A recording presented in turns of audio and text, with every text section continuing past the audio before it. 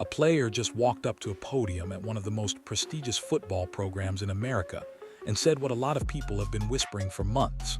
Jordan Seaton, a highly regarded offensive lineman who was supposed to be part of Colorado's future, just transferred to LSU and immediately started talking. And what he said, it's not good for Coach Prime. It's not good for the program. And it raises serious questions about what's actually happening behind closed doors in Boulder. This isn't about one guy being salty after leaving. This is part of a pattern that's been building for a while now, and the timing couldn't be worse. Colorado just lost Deion Sanders and Travis Hunter to the NFL. The roster is being rebuilt from scratch, and now former players are going public with comments that make the program look like it's more sizzle than steak. What Jordan Seaton said at that press conference might seem like typical transfer talk on the surface. But when you dig into the details, when you actually listen to what he's implying, and when you connect it to everything else that's been happening, you start to realize something troubling. Coach Prime might be facing the most important season of his coaching career. And if things don't change fast, the cracks in the foundation could become impossible to ignore. Before we break down what Seaton said and why it matters, you need to understand who this kid is and what he represents. Jordan Seaton wasn't just some random depth player looking for more playing time elsewhere. He was a prized recruit, an elite offensive lineman, the kind of player programs spend years trying to land because you simply cannot build a championship-caliber team without winning in the trenches. When Coach Prime brought Seaton to Colorado, it was supposed to be a statement. A sign that the Buffaloes were serious about building a complete roster, not just stockpiling skilled players and hopping for the best. Offensive linemen don't get the same attention as quarterbacks and receivers. They don't make highlight reels. They don't go viral on social media. But every single coach in America knows that the teams who win championships are the teams that dominate the line of scrimmage. And Seaton was supposed to be a foundational piece of that effort in Boulder. So when he entered the transfer portal and ultimately chose LSU, it wasn't just a roster move. It was a signal. A highly regarded lineman looked at his options, evaluated where he could develop into an NFL prospect, and decided that Colorado wasn't the place. That alone tells a story. But then he opened his mouth at his introductory press conference, and the story got a whole lot more complicated. The courtship between LSU and Jordan Seaton wasn't subtle. Lane Kiffin went after him hard, made personal visits, laid out the vision, sold him on what life would look like in Baton Rouge, the facilities, the coaching, the development pipeline to the league. And it worked. But what's interesting isn't just that Seaton chose LSU. It's how he explained the decision. Standing at that podium with cameras rolling and reporters waiting, Seaton said the words that immediately sent shockwaves through college football circles. It just means more here. It's just different. Those phrases might sound like typical coach speak recycled by a player trying to hype up his new program. But context matters. When a guy leaves Colorado and immediately starts talking about how things mean more somewhere else, he's not just praising LSU. He's saying something about what he left behind. The implication is clear. Colorado didn't mean enough. The standard wasn't high enough. The commitment to excellence wasn't where it needed to be. And when he followed that up with comments about how just doing what's required is not enough and how LSU is all about extra, the picture became even sharper. This wasn't a guy being diplomatic about a fresh start. This was a guy drawing a direct contrast between where he was and where he is now. And the contrast didn't favor Colorado. The specific comments Seaton made about training and development are what really raised eyebrows. He talked openly about his body transformation since arriving at LSU. When he left Colorado, he was around 320 pounds, maybe 315. Now, he's down to 305, 307, sitting at about 15 to 16% body fat. That's a significant change, and it happened fast. We're not talking about a multi-year process. We're talking about one offseason, one transition from one program to another. And suddenly, this guy looks completely different, moves differently, and carries himself like someone who's finally training at an elite level. The obvious question becomes, why didn't this happen at Colorado? If Seaton could make this kind of transformation in a matter of months after changing programs, what does that say about the strength and conditioning setup in Boulder? What does it say about the nutrition program, the training regimen, the overall approach to player development? These aren't small details. This is foundational stuff. The difference between a good college player and an NFL prospect often comes down to exactly these factors: how a program prepares your body to compete at the highest level. And based on what Seaton is saying, Colorado wasn't getting it done. He didn't stop there. Seaton told a story about training in the offseason and seeing some random person running hills, just a stranger out there grinding on a Saturday. And he said that moment made him feel like he was being outworked, that it triggered something in him, that it became a catalyst for pushing himself harder. What's revealing about that story is where he found that mentality, not at Colorado, at LSU, after he left. He talked about training with Will Campbell, one of the most highly regarded offensive linemen in college football. He mentioned working with Duke Mayweather, a trainer with a serious reputation for getting players right. He described being surrounded by greatness and wanting to align everything in his life, training, recovery, nutrition, mindset, with his goals. And when you listen to him describe all of this, there's an unspoken comparison running underneath every sentence. He found this culture at LSU, which means he didn't find it at Colorado. That's the part that should concern Coach Prime. That's the part that should worry everyone connected to the program. Because if players are leaving and immediately talking about how different and better things are elsewhere, it doesn't matter how good your recruiting pitch is. Eventually, the truth catches up with you. Lane Kiffin played this situation perfectly. At his own press conference, Kiffin went out of his way to praise Seaton, talked about how the kid shows up on Sunday nights at 9 p.m. to get extra work in, talked about how that kind of mentality is becoming the norm at LSU, talked about building a culture where checking the box and doing the minimum makes you an outlier, not the standard. Every word out of Kiffin's mouth was carefully chosen. He wasn't just hyping up his new player. He was positioning LSU as the anti-Colorado, the place where serious football players go to work, the place where distractions don't exist and development is the priority. Whether that's entirely true or not doesn't matter. What matters is the narrative. And Kiffin is winning the narrative war right now. When recruits and their families watch these press conferences, and trust me, they watch everything, they're seeing a stark contrast. On one side, you have a player leaving Colorado and talking about how much better things are somewhere else. On the other side, you have the coach at that somewhere else praising the work ethic and leadership of the guy who just walked in the door. That's a recruiting pitch without even trying. That's a message being sent to every high school prospect in America, and it's not a message that helps Coach Prime. The uncomfortable truth is that Jordan Seaton isn't an isolated case. He's part of a pattern. Colorado has become one of the most active programs in the country when it comes to the transfer portal, but the door swings both ways. Players come in with high expectations, and a lot of them end up leaving. Some go quietly, others don't. And the ones who talk, they keep saying similar things.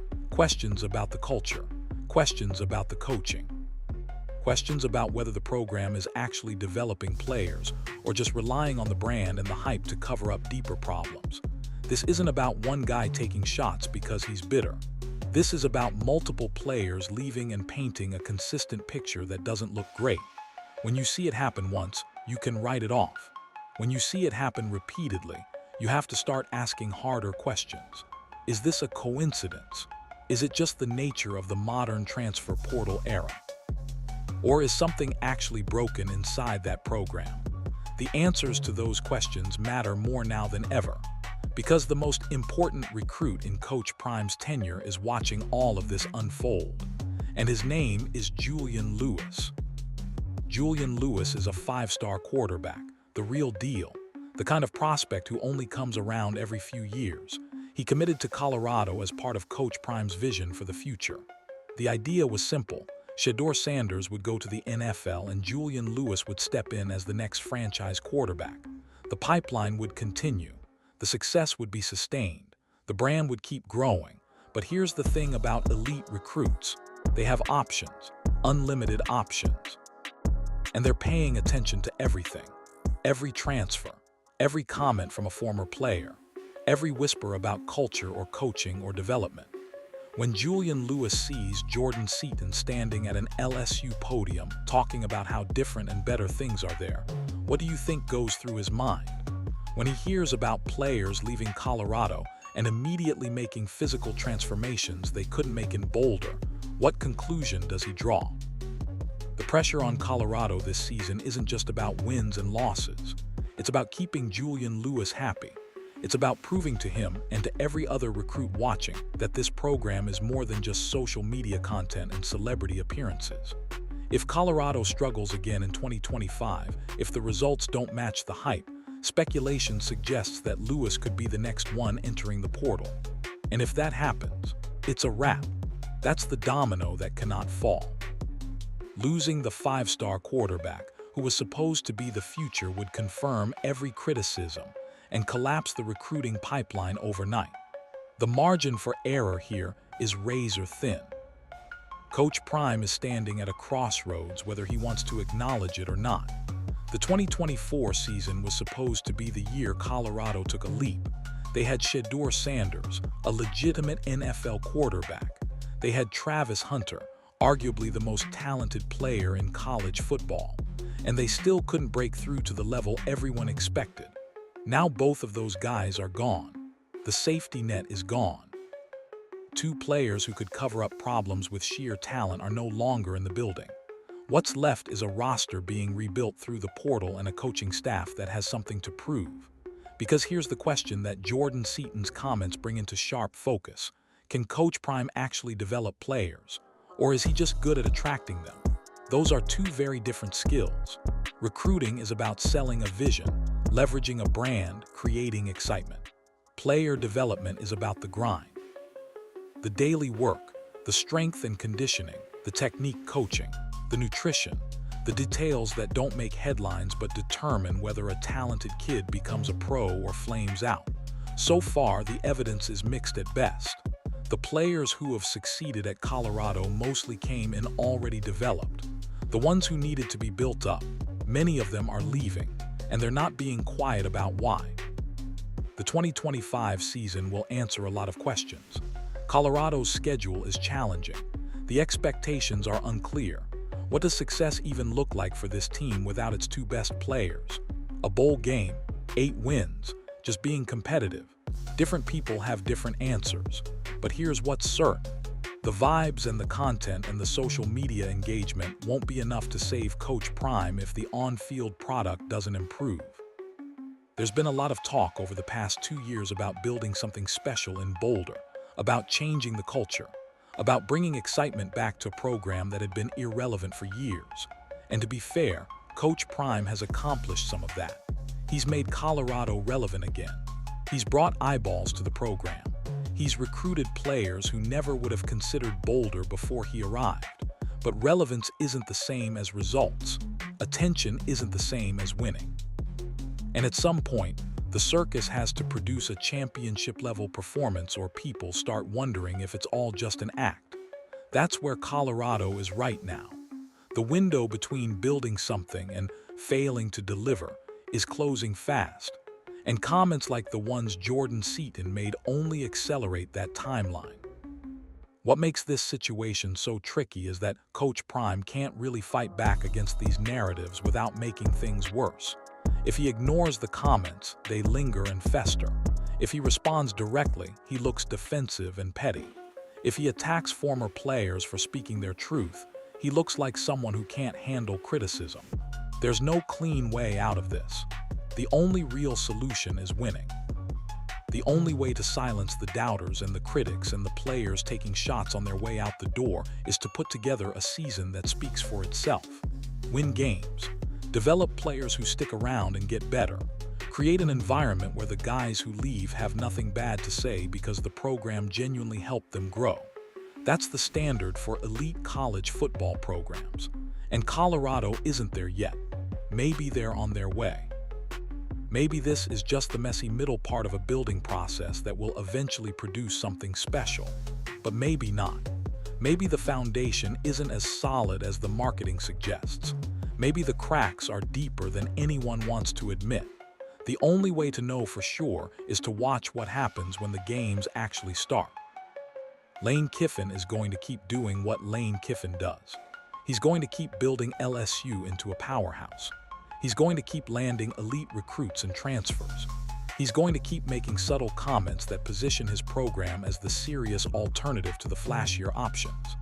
And every time a player leaves Colorado and shows up in Baton Rouge talking about how much better things are, Kiffin wins another round of the perception battle. This is a competition that extends far beyond the field.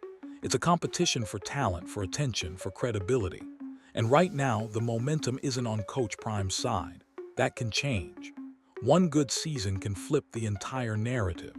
One breakthrough year where Colorado exceeds expectations, develops its young players, and keeps its commitments happy would quiet a lot of the noise. But that's the challenge. It has to actually happen. The talk has to become results. The brand has to become substance. Because the alternative is watching everything Coach Prime built slowly unravel while other programs pick the carcass clean. Jordan Seaton's comments weren't meant to end Colorado football. He's not some villain trying to destroy his former program. He's just a kid who transferred schools and spoke honestly about his experience. But sometimes honest words do more damage than anything intentional could. Because now the conversation has shifted. Now people are asking questions that weren't being asked as loudly before. What's really going on with player development in Boulder? Why do guys keep leaving and immediately thriving elsewhere? Is the coaching staff actually equipped to build an elite program, or are they just riding a wave that's about to crash? These questions don't have easy answers, and they won't be answered by press conferences or social media posts or recruiting rankings. They'll be answered on Saturdays, in games that count, with players who either develop into NFL prospects or don't. With a program that either matures into a legitimate contender or fades back into irrelevance once the novelty wears off. That's what's at stake here. Not just a season, not just some wins and losses. The entire trajectory of what Coach Prime is building hangs in the balance. Here's the thing that gets lost in all the noise and all the hot takes and all the speculation. Deion Sanders is one of the greatest football players who ever lived. His knowledge of the game is elite. His ability to connect with young people is rare. His platform and influence are massive. None of that is in question. But being a great player and being a great program builder are different things. Being able to recruit and being able to develop are different things. Being famous and being successful as a head coach are different things. The question isn't whether Coach Prime has the talent or the charisma or the name recognition to compete. The question is whether he has the infrastructure, the staff, and the long-term vision to build something that sustains itself beyond the hype cycle. Jordan Seaton's comments suggest that at least some players don't believe that infrastructure is in place yet, and their opinions matter more than most people realize. Because recruits talk to current players, they talk to former players. They ask questions about what it's really like behind closed doors. And if the answers they're getting don't match the image being projected, the recruiting advantage disappears fast. The next few months will tell us a lot. Spring practice, fall camp, the early games of the season. How does the roster come together? Who steps up to replace the production that left? Does Julian Lewis look comfortable and committed, or does he start hedging his bets? Do more players leave and take shots on their way out, or does the narrative start shifting in Colorado's favor? These are the storylines to watch, because this isn't just about football. This is about whether one of the most fascinating experiments in modern college sports history is going to work or fall apart. Coach Prime bet everything on his vision for Colorado. He brought his sons, his brand, his entire identity into this project. And now he's at the moment where vision has to become reality. The excuses are running out. The star players are gone. The critics are circling. And the only way forward is through the criticism, through the departures, through the uncomfortable questions. and out the other side with wins that prove everyone wrong. Colorado football in 2025 is appointment viewing for all the wrong reasons. Not because they're expected to compete for a championship, not because the roster is loaded with NFL talent, but because everyone wants to know if this thing is real or if it's all smoke and mirrors. Jordan Seaton added fuel to that fire whether he intended to or not. His words will follow Coach Prime into the season. They'll be brought up every time Colorado loses a game, every time another player transfers, every time the program underperforms expectations. That's the reality now. The narrative has shifted. The burden of proof is on Colorado, and the only evidence that matters is what happens between the lines when the stakes are real. So what are we really watching here? A program on the rise that's just going through normal growing pains, or a house of cards that's starting to wobble? The honest answer is that nobody knows for sure yet. Not the analysts, not the fans, not even the people inside the building. What we do know is that the questions are getting louder, the patience is getting thinner, and the time for answers is running out. Coach Prime has been in pressure situations his entire life. He thrived on the biggest stages as a player. Now he faces a different kind of pressure, the kind that doesn't come with a game clock. The kind that builds slowly and then hits all at once when you're not ready.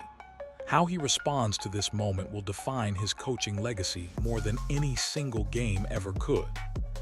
Is Coach Prime building a dynasty in Boulder? Or is the foundation starting to crack before the first brick is even set? The 2025 season won't just be about football. It'll be about finding out which version of this story is true. And based on everything Jordan Seaton just said, the answer might not be the one Colorado fans are hopping for.